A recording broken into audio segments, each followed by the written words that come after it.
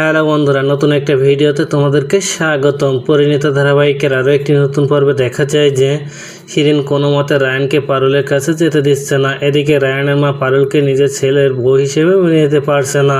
তাই রায়ানের মা চায় যে শিরিন তার ছেলের বউ হোক, কিন্তু রায়ান এখন শিরিনের পাগলামির জ্বালায় অতিষ্ঠ হয়ে উঠেছে। তাই তো রায়ান পালিয়ে বাড়িতে এসে বলে যে করে হোক শিরিনের হাত থেকে তাকে বাঁচতে। পারুল বলে আমি তো যে করে হোক ওর হাত থেকে বাঁচাবো। এদিকে শিরিন অনেক আনন্দ রয়েছে, কেননা রায়ান তার কাছে থাকতে বাধ্য হয়েছে। আর এদিকে পারুল প্রতীক্ষা করেছে যে করে হোক রায়ানকে তার জন্মদিনের অনুষ্ঠানের আগে বাড়িতে আনবে। শিরিন জোর করে রায়ানকে নিজের কাছে রেখে দিতে গেলে রায়ান থাকতে না চাইলে আসতে গেলে বলে আমি নিজেকে শেষ করে দেবো। রায়ান ভয়ে আর আসতে পারে না। তখন সেখানে চলে আসে পারুল আর বলে আমি জানি তুই কখনো নিজেকে শেষ করতে পারবি না শিরিঙ্গি।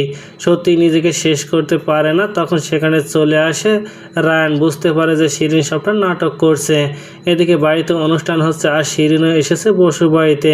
রায়ানের মায়ের কথায় আর রায়ান পারুল দুজনে মিলে কেক কাটছে দেখে হিংসে জ্বলে পুড়ে যায় শিরিন। এদিকে রায়ান পারুল এক হয়েছে দেখে বাড়ির সবাই অনেক খুশি হয়।